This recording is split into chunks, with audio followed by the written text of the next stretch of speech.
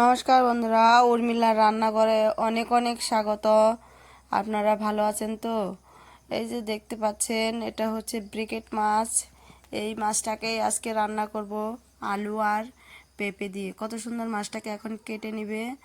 দেখুন, এই যে কেটে ধুয়ে নিয়েছি সুন্দরভাবে, কেটে পিস পিস করে ধোয়া হয়ে গেছে। দেখুন কতগুলো পিস হয়েছে। এতগুলো আমি রান্না করব না, কিন্তু তাও দেখাচ্ছি আপনাদের। তো আপনারা আস্তে আস্তে দেখতে থাকুন আমি কি কি সবজি নিয়েছি। দেখুন, দেখতে থাকুন এটা। তারপর নিয়েছি আমি এই যে আলুটাকে একটু লম্বা লম্বা করে কেটেছি, আর অল্প দিয়েছি পেঁপে। এই পেঁপে দিয়েই আজকে তরকারি করব। আর মশলা কী কী নিব আপনারা দেখুন। প্রথমে নিয়েছি লবণ, তারপর হলুদ, কাঁচা লঙ্কা, শুকনো লঙ্কা, আর এখানে নিয়েছি আদা কুচি। এটা তারপর নিয়েছি ধনে, আর এটা জিরা, আর হচ্ছে তেজপাতা ভাজি। আর এখানে ফোড়ন দিব তেজপাতা, শুকনো লঙ্কা আর জিরে ফোড়ন দিব। আর লাগবে হচ্ছে তেল পরিমাণ মতো। তো এইটুকুই আমার লাগবে, আপনারা দেখুন।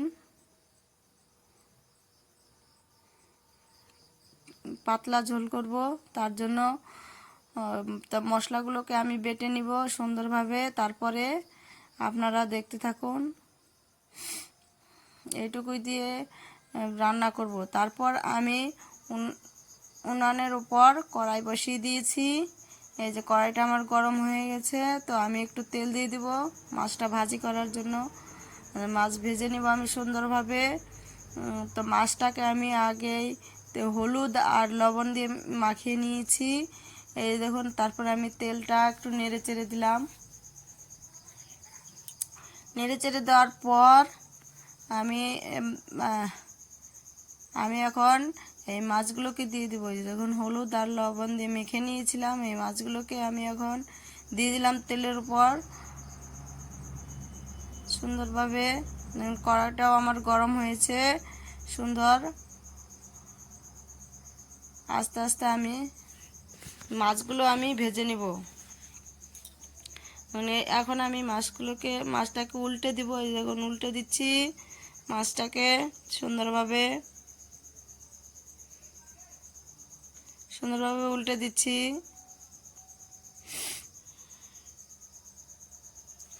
কত সুন্দরভাবে ভাজি হচ্ছে।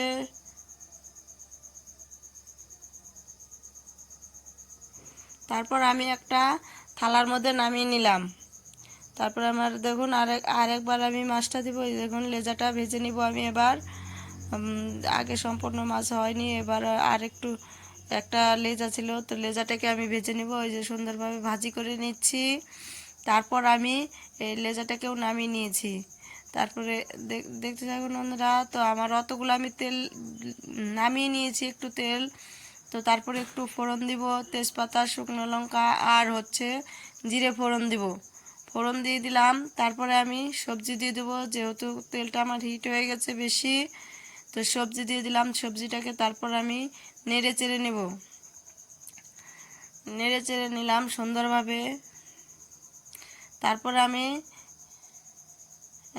তারপর আমি লবণ দিয়ে দেবো স্বাদ মতো লবণ দিলাম। হলুদের গুঁড়ো দিলাম। তারপর সুন্দরভাবে এটাকে নেড়ে চেড়ে নেব সুন্দর করে। এখন নেড়ে চেড়ে নিলাম সুন্দর করে। তারপরে আমি দিব এখানে হচ্ছে লঙ্কা বাটা, কাঁচা লঙ্কা, শুকনো লঙ্কা বাটা আর আদা বাটা দিব। এটাকে একটু ভেজে নিয়েছিলাম শুকনো খোলায় ভেজে নিলে বাটতে ভালো হয়। কাঁচা লঙ্কা আর হচ্ছে শুকনো লঙ্কাটাকে আমি ভেজে নিয়েছিলাম, আর আদাটা আমি বেটে দিয়েছি। প্রথমে এই দুটো জিনিসই দিলাম। তারপরে আমি একটু ভালো করে সবজিটাকে কষিয়ে নিব। কষিয়ে তারপর জল দিয়ে দিব। এই যে দেখুন, জল দিয়ে দিলাম সুন্দরভাবে, পরিমাণ মতো জল দিয়ে দিলাম। তারপর একটু নেড়ে চেড়ে নিচ্ছি। ঝোলটাও তারপরে আমার ফুটে এসছে। নেড়ে চেড়ে নেওয়ার পর তারপর আমি এখন দিব ওই যে ধনেটাকে ভেজে নিয়েছিলাম, ভাজা ধনেটাকে বেটে নিয়েছি পাটার মধ্যে। তারপরে এই পাটায় এইটা ধনে বাটাটাকে আমি এখন ঝোলের ওপর দিয়ে দিলাম। একটু টক ফুটছে ঝোলটা। তারপর আমি এই মাছগুলো দিয়ে দিব। আগে দেইনি আমি মশলা, এখন পরে দিব। পরে দিলেও খেতে টেস্ট লাগে, সেন্ট করে। আগে দিলে ওই সেন্টটা আসে না। তো আমি অর্ধেক জালের সময় ওই ধনে বাটাটা দিয়ে দিয়েছি। তখন আমার তরকারি হয়ে আসছে প্রায়। তো তখন আমি এই যে তেজপাতা, ভাজি তেজপাতা আর জিরে ভাজি এটাকে নামানোর আগে দিয়ে দিব। এটাকে নামানোর আগে 1 মিনিট আগে দিব। তো নামিয়ে একটু নেড়ে চেড়ে নিব। এই যে দেখুন দিয়ে নেড়ে চেড়ে নিব। নেড়ে চেড়ে নিলাম সুন্দরভাবে। তারপরে 1 মিনিটের মতো একটু জাল দিব। তারপরে আমি গামলার মধ্যে নামিয়ে নিব। এই দেখুন কত সুন্দর কালার এসছে একটা। আপনারাও এইভাবে পাতলা পেঁপে আর আলু দিয়ে, হালকা আলু দিয়ে বানিয়ে খাবেন, ভালো লাগবে।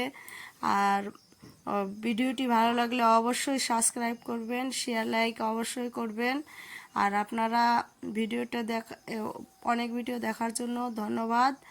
আমি আবার কালকে অন্য রেসিপি নিয়ে আসব আপনাদের সামনে, আপনারা দেখতে থাকবেন। আর দেখুন এইভাবে করে রান্না করে খাবেন, টেস্ট পাবেন। আর বাড়িতে অবশ্যই আপনারা এই রেসিপিটা বানিয়ে খাবেন।